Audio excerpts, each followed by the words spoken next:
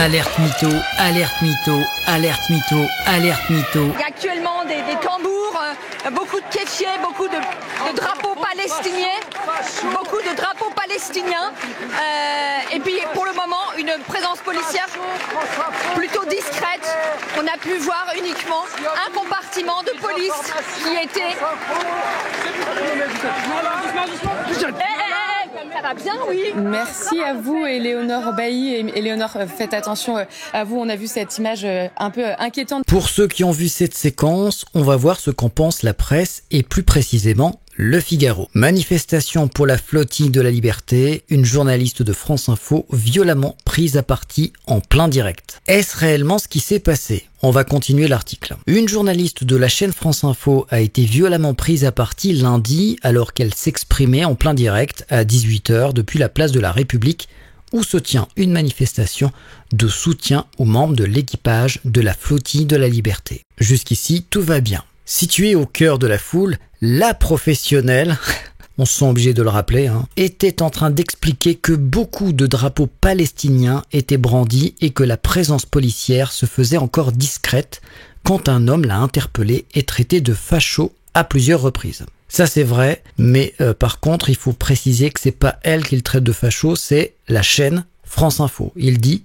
France Info facho. France Info Désinformation a également lancé le manifestant largement visible dans le champ de la caméra de la chaîne d'information. Face à l'insistance du militant, la journaliste a tenté de l'éloigner. Alors ça j'aime bien. Elle a tenté de l'éloigner. Regardez comment il l'a fait. Avant d'être violemment tirée par le bras, l'empêchant de faire son travail en coupant court à son intervention. Alors elle a certainement violemment été tirée par le bras, mais regardez ce qui s'est passé juste avant. La journaliste professionnelle n'a pas fait preuve de professionnalisme puisqu'elle a réagi de façon émotive et qu'elle était en train de donner des coups. Donc à la violence, ce manifestant a été violent. Alors je dis pas qu'il a raison, mais voici ce qui s'est passé de façon factuelle. Non mais ça va bien, oui, peut-on l'entendre s'exclamer hors champ. Faites attention à vous, a ensuite commenté la présentatrice en plateau, qualifiant la scène d'image un peu inquiétante. Remarquez au niveau du lexique, cette fois-ci, la journaliste en plateau n'est plus professionnelle, c'est simplement une présentatrice. Bon, ils auraient pu rajouter la speakerine. Contactée par Le Figaro, la direction de France Info condamne fermement la scène de violence. La journaliste a été prise à partie, attrapée par le bras. Heureusement, cela en est resté là, mais elle est choquée, ainsi que le reste de l'équipe, explique Muriel Plenet, directrice de France Info TV. Face au risque de nouveaux débordements, la chaîne a pris la décision de débrancher l'équipe du terrain. On n'avait pas envie que cela se reproduise, précise-t-elle.